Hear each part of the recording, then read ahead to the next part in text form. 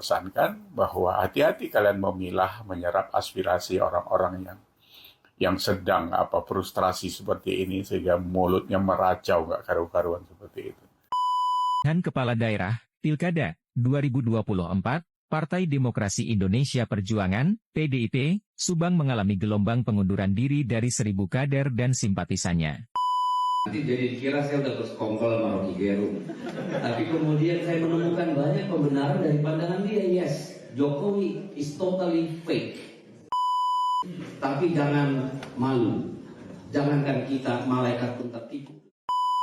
Jadi itu adalah bentuk kegeraman Ibu Mega terhadap rezim. Dia tidak hanya gerah tapi geram sekarang. Geram dia marah. Karena kan penguasa rezim yang sekarang dia yang melahirkan. Proses hukum yang sedang dipaksakan kepada Sekjen PDI Perjuangan, Mas Hasto Kristianto. Anteng di dalam partai itu untuk apa? Untuk cari tunggangan saja gitu kan. Itu adalah orderan. Orderan dari, katakanlah dari kalangan istana kepada para petinggi penegak hukum yang diteruskan melalui agennya di KPK. Bu Megawati yang terpilih oleh rakyat, nggak terpilih oleh rakyat. Ya Pak, Bu Megawati itu dipilih. Halo sobat-sobat sudut pandang, waduh gimana nih kabar kalian? Semoga baik-baik saja ya dan semoga selalu diberikan kesehatan. Seperti biasanya, kali ini tentunya masih barengan sama Jub-Jub di sini. Dan kalau barengan sama aku ingin mengajak kalian untuk mencari info menarik apa hari ini? Aku kasih clue dikit aja ya. Jadi clue-nya itu ada hal baru yang sangat menghebohkan soal PDIP. Wah, ini bakal menarik nih. Tapi takutnya habis ini Pak Hasto nangis lagi gimana. Yuk, tidak usah berlama-lama, langsung aja kita tonton videonya berikut ini. Dan Kepala Daerah, Pilkada 2024, Partai Demokrasi Indonesia Perjuangan, PDIP, Subang mengalami gelombang pengunduran diri dari 1.000 kader dan simpatisannya. Mereka merasa kecewa dengan kebijakan partai yang tidak sejalan pada saat Pilpres dan Pilkada tahun ini. Sebanyak 1.000 kader dan simpatisan PDIP Subang melakukan aksi Long March ke kantor DPC PDIP Subang. Aksi Long March dimulai dari Terminal Subang hingga kantor DPC PDIP yang jaraknya sekitar 1 km. Kedatangan mereka ke kantor DPC PDIP Subang ini untuk menyerahkan kartu tanda anggota, KTA, PDIP dan memilih hengkang dari partai berlogo kepala banteng. Penyerahan KTA partai diawali oleh mantan sekretaris DPC PDIP Subang, yang menjadi simbol ketidakpuasan mereka. Kami kecewa dengan kebijakan partai yang tidak sejalan pada saat Pilpres dan Pilkada 2024, ujar salah satu kader yang enggan disebutkan namanya. Mantan Sekretaris DPC PDIP Subang, Niko Rinaldo, menyatakan kini mendukung pemerintahan Presiden terpilih Prabowo Gibran dan mendukung incumbent Ruhimat di Pilkada Subang. Menurut pengurus DPC PDIP Subang, Ujang Yusuf, mundurnya para kader ini merupakan hal yang biasa dan dia memastikan bahwa PDIP Subang tetap solid dan tidak terpengaruh dengan aksi kader yang mundur tersebut. PDIP Subang tetap solid dan tidak terpengaruh dengan aksi kader yang mundur, kata Ujang Yusuf. Pada Pilkada Subang 2024, DPC PDIP Subang dipastikan tidak akan mengusung mantan Bupati Subang, Ruhimat. PDIP menilai Ruhimat telah berkhianat pada Pilpres 2024 dengan mendukung Prabowo Gibran dan telah mengundurkan diri dari kepengurusan partai. Ruhimat telah berkhianat pada Pilpres 2024 dengan mendukung Prabowo Gibran, tambah seorang pengurus DPC PDIP Subang. Dengan mundurnya 1.000 kader dan simpatisan, PDIP Subang harus menghadapi Pilkada 2024 dengan tantangan besar. Kan aku bilang tadi menghebohkan yang sangat besar sekali info hari ini. Itu soal mundurnya 1.000 kader dari PDIP Subang. Aduh, ini tuh habis ini pasti ada narasi soal ini upaya menggembosi suara PDIP gitu. Ya, karena template-nya udah kayak gitu. Mesti ada nih ya. Ini mesti jadi bahannya Pak Hasto nih. Keren banget nih. Pak Hasto dapat berita baru nih. Dapat narasi baru Pak Hasto ya. Silakan dibuat narasinya Pak Hasto. Gimana kalau pendapat kalian nih, komentar kalian mengenai mundurnya 1.000 kader dan simpatisan dari PDIP Subang. Yuk, tulis di kolom komentar ya. Saya merenung-renung dari awal. Pertama misalnya saya bertemu dengan Rocky Gerung, ya. Setelah saya bolak-balik berkelahi sama dia di TV maupun di media, saya tanya kenapa yang bikin gue benci sama Jokowi. Oh itu manusia fake. Semua yang dilakukan adalah pencitraan. Ya, tiap hari ada, gak panjang lah ceritanya. Nanti jadi kira saya udah bersekongkol sama Rocky Gerung. Tapi kemudian saya menemukan banyak pembenaran dari pandangan dia. Yes, Jokowi is totally fake. Totally fake. Wih, keren nih. PDIP mulai satu suara dengan Bung Rocky Gerung ya. Ini diucapkan oleh Bung Deddy Sitorus. Katanya, kali ini saya sepakat dengan apa yang dikatakan oleh Rocky Gerung. Kalau Jokowi itu totally fake. Wah, ada drama apa nih? Pertama ketika dia memilih naik kereta kencana setelah pelantikan di DPR, kita menganggap itu dengan penuh rasa haru dia mau berbaur sama rakyat. Ternyata dari awal otaknya sudah feodal. Bagaimana dong? Iya benar. Kita begitu terharu, ribuan orang kita menyambut dia sepanjang jalan Sudirman Tamrin hingga istana. Dengan satu bayangan betapa merakyatnya, dia tidak naik mobil tahan peluru, dia naik andong. Ternyata itu kereta kencana dalam benak. Ya toh? Maka kalau kemudian di media sosial kemarin-kemarin banyak muncul meme, kenapa ya dulu nggak kita tutup gorong-gorong itu? Dulu saya marah, sekarang saya ikutan. Bener ya, kenapa nggak kita ikut nutup gorong-gorong itu kemarin? Sehingga kita tidak mengalami yang kita alami hari ini. Setback luar biasa. Iya kan? Ya, karena kemudian itu berhasil kita membangun bahwa Jokowi adalah kita. Jokowi adalah rakyat yang lahir dari pinggir sungai, yang katanya sering terjun ke sungai, ternyata sungainya itu nggak ada, kering kan? Nah, itu kita merasa melihat demokrasi, reformasi kita sudah dijalani benar, karena rakyat kecil bisa jadi presiden. Itulah yang kita pahami. Dan ternyata hari ini itu dibuktikan semua itu fake dan kita semua salah kena kibul. Tapi jangan malu. Jangankan kita, malaikat pun tertipu. Waduh, kok ini jadinya bawa-bawa malaikat ini mengingatkanku dengan anak abah ya. Kalau anak abah itu menarik ya, menarik. Imam Mahdi lah, terus ya banyak lah ya yang mengistilahkan Pak Anies itu seperti itu ya. Ini kali ini Bung Deddy Sitorus sebut katanya malaikat aja tertipu sama Pak Jokowi gitu. Kenapa Bung Deddy? Nggak mau terlihat salah sendiri gitu ya.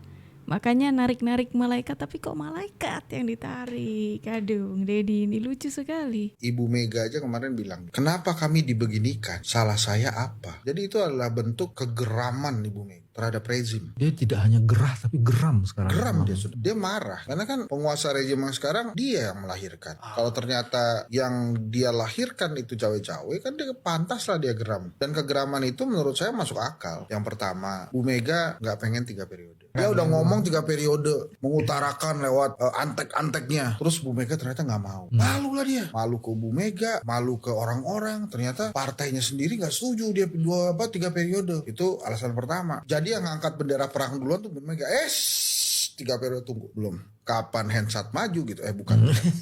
Nah yang kedua yang Pak BW sampaikan. Ada ketua partai yang sudah offset. Ketua partai lain bisa ditundukkan. Tapi Ibu Mega ternyata nggak bisa ditundukkan. Yang lain-lain bisa dia tundukkan. Mau warnanya apa-apa itu sebutin aja. Udah bisa ditundukkan. Bu Mega nggak bisa. Bu Mega aja geram katanya. Ini bentuk kegeraman Bu Mega kepada Pak Jokowi gitu ya. Bentuk kegeraman Bu Mega karena tidak bisa seberkuasa dulu kayaknya lebih tepatnya ya. Geram banget nih karena Bu Mega tidak berhasil merangkul kekuasaannya yang sebelumnya itu sudah sangat selama 10 tahun nih sudah sangat berkuasa sekali. Mungkin seperti itu ya. Apalagi tadi yang disangkut pautin tuh sama Pak Jokowi yang minta 3 periode gitu. Itu lagi. Padahal udah membocorkan emang Pak Jokowi pengen 3 periode. Bukan Pak Jokowi yang pengen. Bukan Pak Jokowi, ayo. Itu lagi kan narasi yang dibangun. Yang menarik tentu lagi-lagi pernyataan Ibu Mega tentang proses hukum yang sedang dipaksakan kepada Sekjen PDI Perjuangan, Mas Hasto Kristianto. Kita memandang itu sebagai sebuah pemaksaan hukum karena kita memang mendengar kabar itu adalah orderan. Orderan dari katakanlah dari kalangan istana kepada para petinggi penegak hukum yang diteruskan melalui agennya di KPK. Itu informasi yang kita terima. Dan setelah kita telisik semua kejadian terkait atau katakanlah logika hukum, bukti-bukti terkait dengan perkara ini, memang sangat kental, sangat kentara, sangat telanjang upaya pemaksaannya. Kalau kita ingat, awal pemanggilan Mas Hasto itu kan KPK beralasan ada bukti baru terkait kasus Harun Masiku. Sehingga dengan demikian Sekjen Hasto Kristianto dipanggil ke KPK. Jadi ini bukan tentang persoalan pribadi loh. Ini soal bagaimana proses penegakan hukum dan bagaimana politik kekuasaan memainkan hukum di negeri kita hari-hari belakangan ini. Pada saat itu dikatakan Mas Hasto akan diminta keterangan karena adanya bukti-bukti baru yang ditemukan oleh KPK. Yang terjadi, beliau diajak ngobrol kurang lebih 1 jam, ditanya seperti riwayat hidup, lalu ditinggalkan berjam-jam di ruangan tanpa dilakukan apapun. Malah yang terjadi adalah oknum KPK yang tadi itu yang bernama Rosa itu, ya, pergi membohongi ajudannya Mas Hasto, bilang dipanggil Bapak ke atas. Dan dia bukan subjek hukum pada hari itu karena tidak dipanggil. Diajak ke atas, digeledah, di BAP. Ini kayaknya nih ya. Kayaknya Pak Hasto ini bener-bener anak kesayangannya PDIP banget nih ya. Soalnya kemarin Bu Mega ngomong, tenang aja toh, nanti kalau ditangkap Bu Meganya bakal menemui Kapolri katanya. Sekarang Bung Deddy nih yang cerita kalau yang proses yang dilalui oleh Pak Hasto itu adalah seolah-olah itu dipaksakan oleh KPK. Terus itu adalah titipan gitu. Wah, anak kesayangan banget ya. Seneng nih jadi Pak Hasto nih ya. Seneng banget diperhatikan oleh saudara-saudaranya, oleh ibunya. Wah, sangat loh diperhatikan. Pak Hasto keren banget loh ya. Jangan-jangan kader PDIP yang udah kesandung kasus korupsi nih ya, itu bilang lagi tuh, jangan-jangan PDIP giring lagi kalau itu titipan gitu. Terus ngomong-ngomong yang ngorupsi dana bansos kemarin gimana kabarnya ya? Jadi yang saya tidak habis pikir sebenarnya, banyak orang pintar bergelar profesor dan sebagainya di dalam itu, ahli hukum segala macam. Kenapa mingkem semua? Nggak bisa ngomong kayak kerbau di cucuk hidung. Hati kalian sebenarnya kami tahu bertolak belakang dengan apa yang terjadi. Dari apa stylenya ketua umum itu kan. Tapi kalian nggak bisa bilang apa-apa. Karena apa? Anteng di dalam partai itu untuk apa? Untuk cari tunggangan saja gitu kan. Jadi sebenarnya kalau kalian diam saja di situ dengan celotehan yang tidak baik di dalam rumah itu, ya kalian sama saja sebenarnya. Saya menghormati seperti Marwara Sirait, Budiman Sujatmiko. Sekarang yang masih tinggal agak waras di situ ya Bambang Pacul kalau kami lihat kan. Kalimat-kalimatnya itu kan kalimat ya lebih wise lah dia. Kalau yang lain ya ya seperti ini. Penjilat-penjilat seperti ini. Memang kalian dengan style seperti ini kalian bisa besar lagi gitu. Jadi kalaupun mau mati, matilah husnul khotimah, jangan su'ul khotimah, ya. buat legasi yang baik ditinggal kepada anak cucu. Jangan membuat celotehan-celotehan murahan yang menjijikkan itu. Jadi pesan saya kepada anak-anak muda yang selalu saya pesankan bahwa hati-hati kalian memilah, menyerap aspirasi orang-orang yang sedang frustrasi seperti ini sehingga mulutnya meracau nggak karu-karuan seperti itu. Nggak ada yang bisa dicontoh seperti itu. Perlu digaris bawahi ya. Hati-hati saat mendengarkan apa yang dikatakan oleh orang-orang yang frustasi karena ya omongannya suka ngelantur ya. Tidak ada kontribusi mereka terhadap kebaikan negara ini. Apa? Duduk di Senayan sana, jeder, tiba-tiba nanti korupsi. Orang sudah mencatat berapa besar PDIP yang kena kasus-kasus korupsi. Nggak usah lah. Yang besar itu apa tuh? Juliari Batubara itu. Di tengah COVID, uang bansos disikat triliunan seperti itu. Parah itu. Itu yang dibilang partai wong cilik. Alah, partai wong licik, iya kalian. Wong cilik enggak kalian. Wong licik. Jadi hati-hati. Jadi kalian nanti akan berhadapan dengan rakyat. Yang lalu saya masih menghimbau kepada kawan-kawan ya, nggak usah digeneralisir, orang-orang PDI juga tidak semuanya jelek. Mana yang baik di pilkada nanti untuk bisa berkontribusi di daerah ya dipilih. Tapi kalau kayak gini ceritanya, itu membuat racun sendiri kalian. Jadi jangan kalian ibarat bejana karena kata Mahatma Gandhi. Jangan diisi dengan air keras. Karena sebelum kalian siramkan kepada orang lain, bejananya rusak sendiri.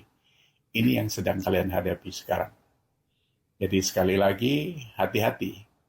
Karena negeri ini sudah tidak seperti tahun 90-an, Bung. Sekarang semua media sudah terbuka. Dunia ini sudah berubah.